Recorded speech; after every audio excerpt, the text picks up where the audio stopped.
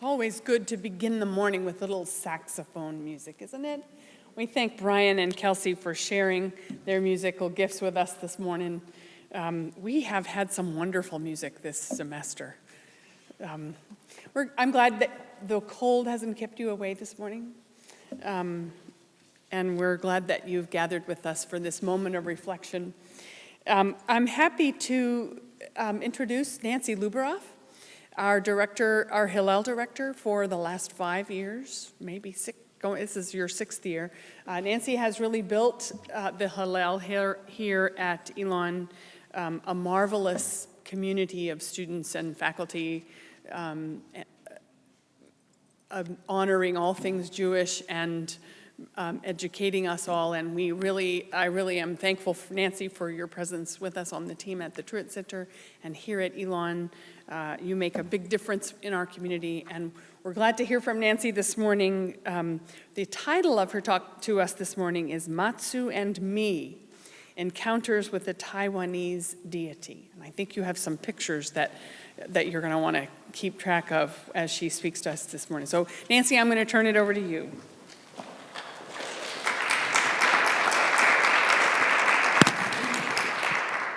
Good morning. So, I went to Taiwan last month to explore, to have adventures, to hike, to bike, to eat good food, to rest, to spend time with my husband, and to get far away from work. That's about as far as you can get. I wanted and needed a big break from the intense multi-faith, interfaith, intrafaith, all the stuff that we live and breathe at the Truett Center. Ha! Matsu had other plans for me. Of the more than 100 Chinese deities, Matsu is the most popular. She protects fishermen. I'm not a fisherman. Helps women in childbirth, not me, and restores social order. Matsu is my kind of deity, and you can see her picture on the chair there. So according to legend, Matsu was an excellent swimmer, as I fancy myself to be.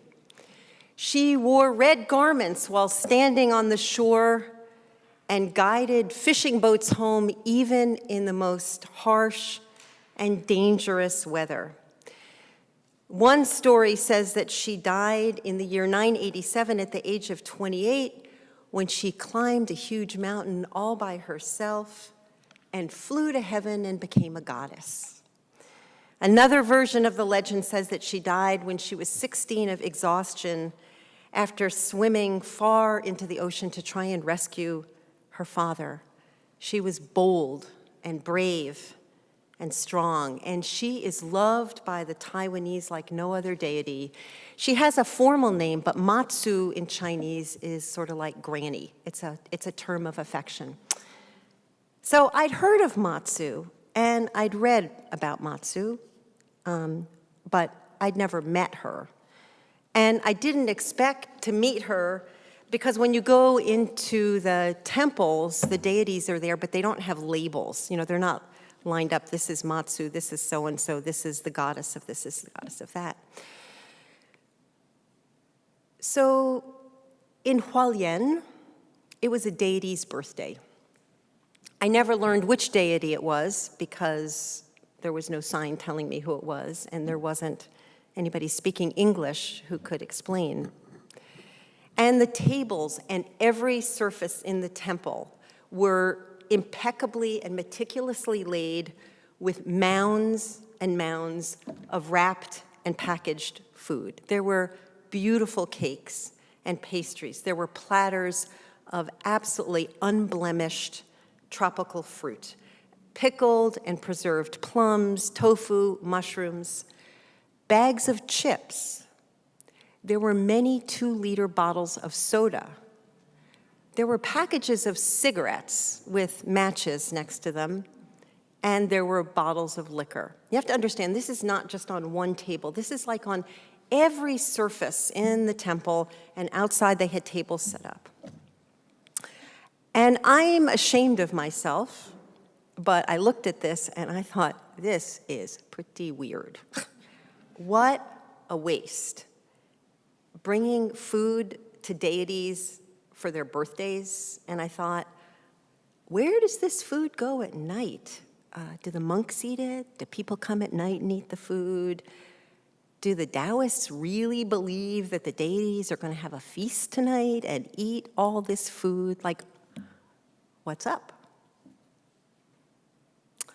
There was no blending in Taiwan, and this was especially true when I went into temples and I gawked.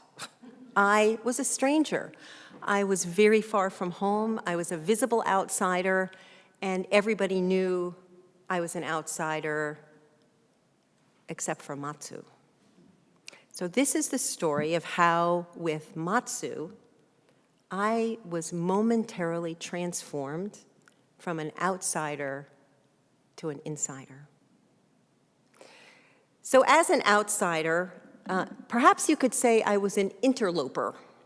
I visited dozens of temples in Taiwan over several weeks in October.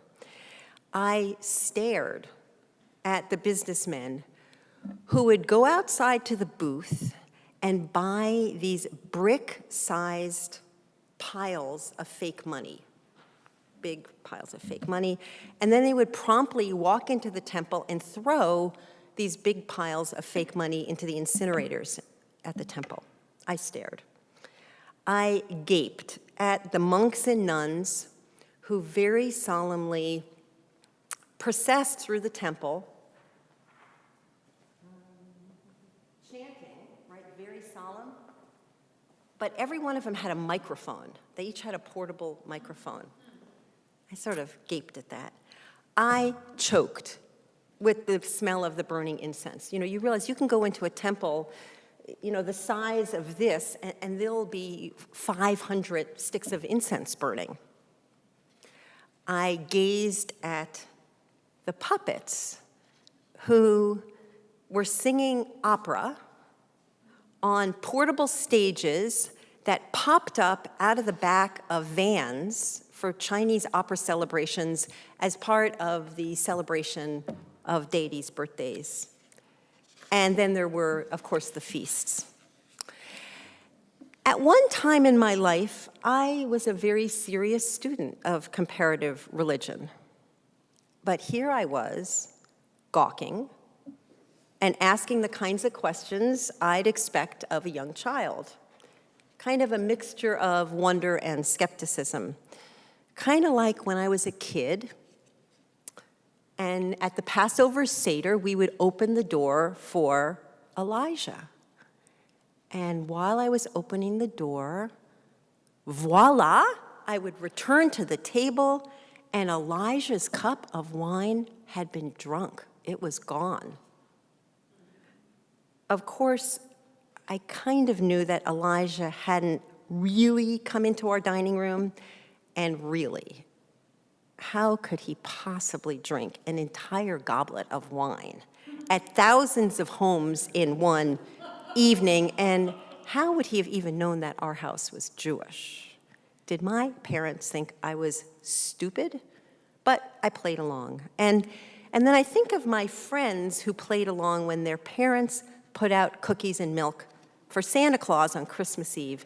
Did they really think that Santa Claus was going to eat all those cookies? Like, where did they go? Mm-hmm. The temples in Taiwan are always open. They're always unlocked, even though there's lots of valuable stuff. And I would see people stopping by and praying anytime I passed. I mean, whether it was early in the morning, late at night, they were just open. I don't actually even think they had doors. I don't think they actually could lock. And we're talking about thousands of temples in Taiwan.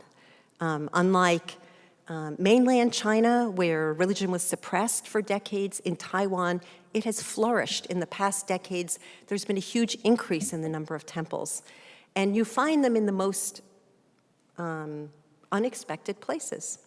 So I'd watch people light incense, they'd kneel in front of deities. Each temple would have 10 different deities, and if you were studying for an exam, you might go to one temple to find one deity, and then you'd go to another temple for another deity. And so I'd watch the people. They'd light their incense, they'd drop off the food, they'd burn all this money.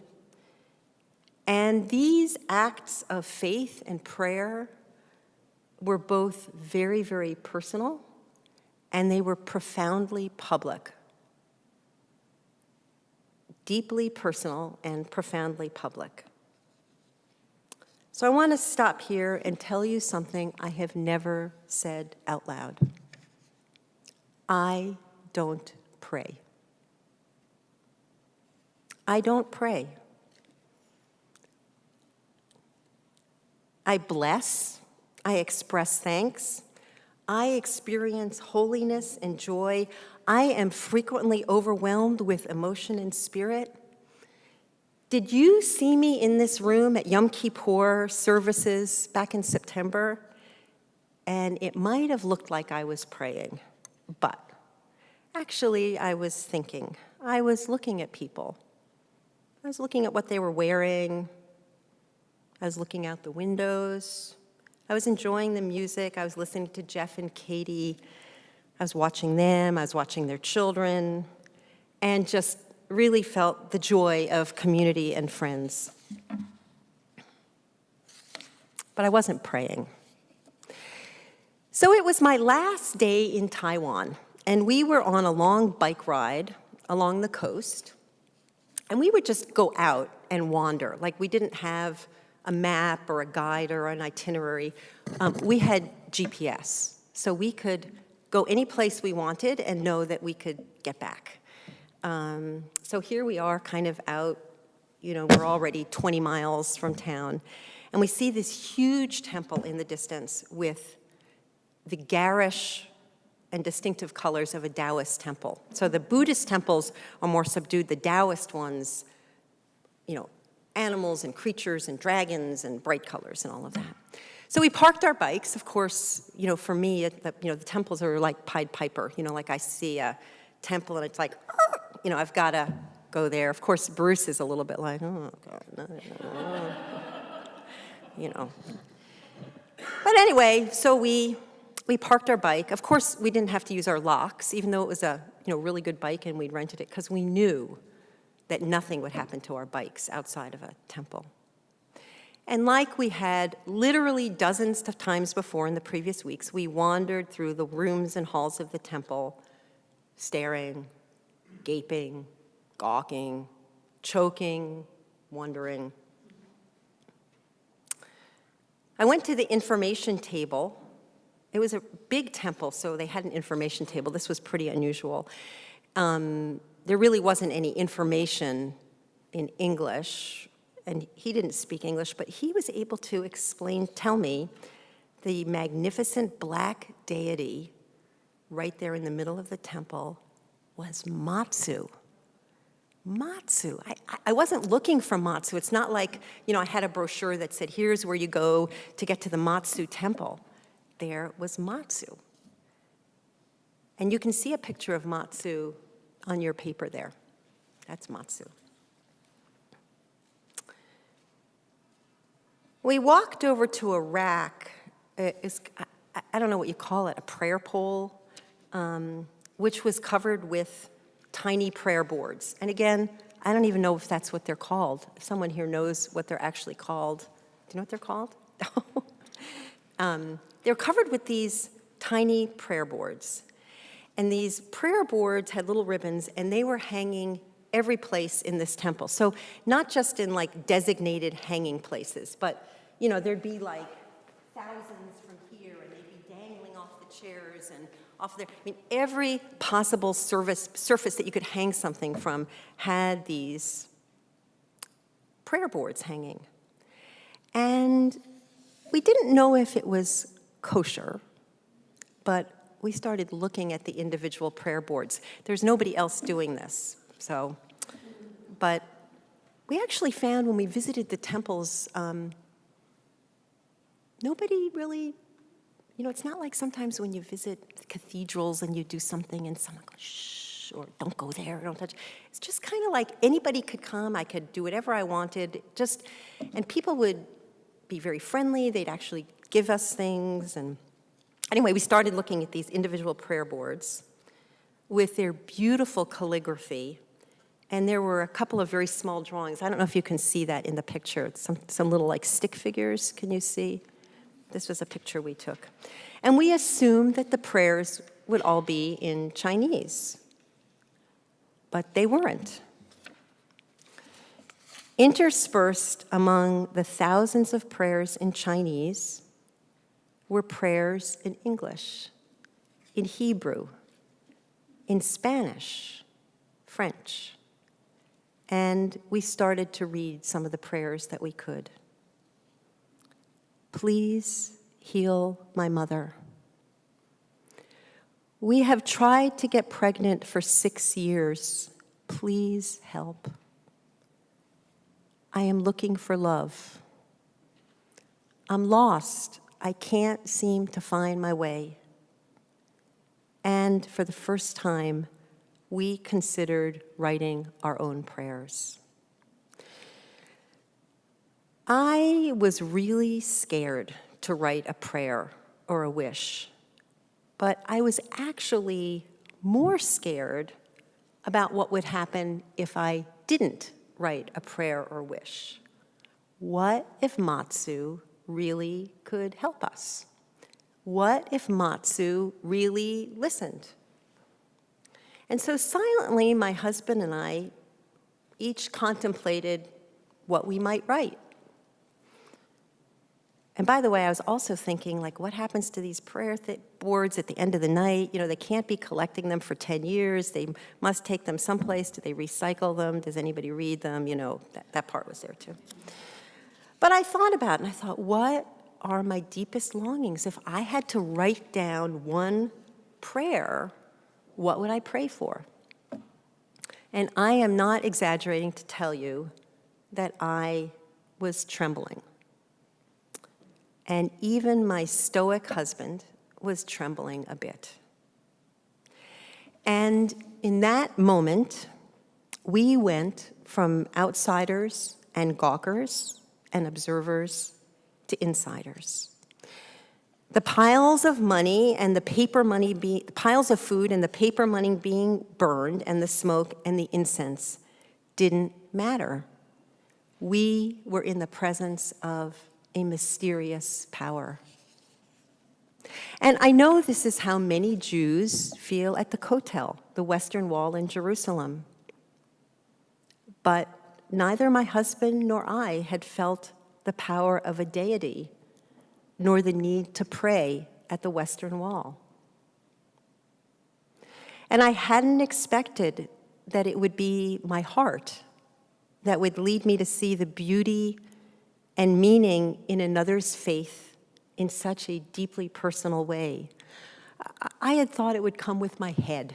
I thought it would come through conversations and relationships with people or programs at the Truett Center. But it was Matsu. Outside the temple, as we mounted our bikes for the long ride back to town, Bruce and I found, to our astonishment, that we had both been praying for the identical things. Our prayers were identical. Did I leave a prayer? I'm not saying, but maybe I do pray. Thank you.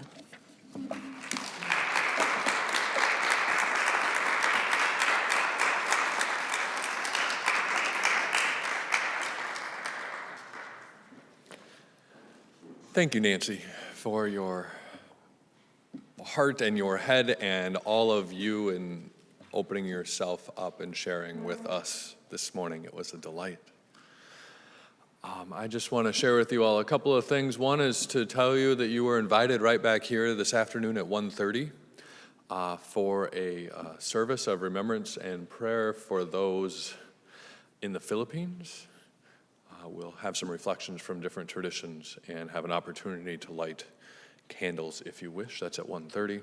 If you want to dialogue a bit more with Nancy this afternoon, you can come back here at 4, where we'll see what caught all of our imaginations and our hearts and our minds, and ask her more, and she can share more perhaps with us. That's at 4 today.